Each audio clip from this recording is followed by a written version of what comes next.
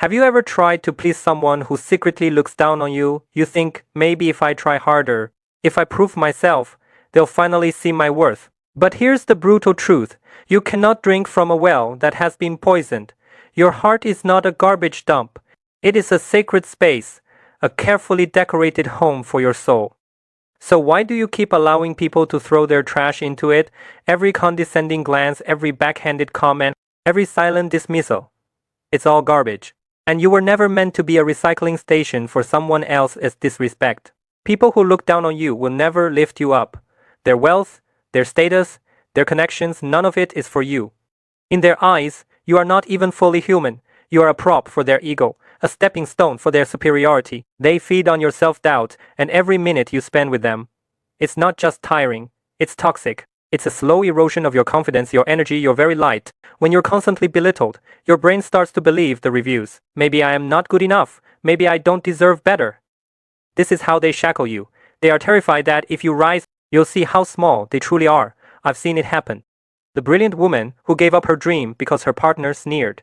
You can't even get this right. The kind soul who kept bending backward for a friend, who only ever handed them criticism. They start to wear the ill-fitting shoes of inferiority until even their own walk through life becomes a painful, distorted shuffle. Your value is not certified by anyone else's seal of approval. Your life is not a comment section for their bad reviews. You must be brave enough to take out the trash. Walk away from those who make you feel small. Distance yourself from the emotional vampires who drain you dry to fuel their own fragile sense of self. Your energy, your love, your precious time, these are sacred currencies. Spend them only on those who see you, who respect you, who celebrate your light. Stop fighting the dragon in its dungeon.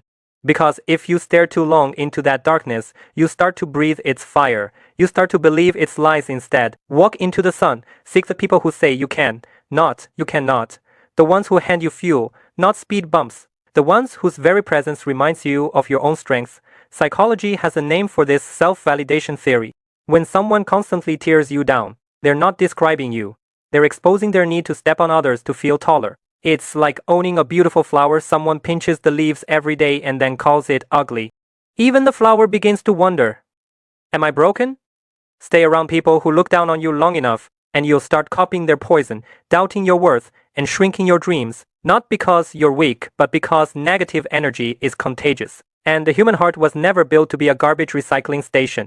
Your relationships are mental mirrors. Be around people embarrassed by your ambition, and suddenly, you'll apologize for wanting more. Be around people threatened by your growth, and they'll sabotage you before you even begin. Remember this?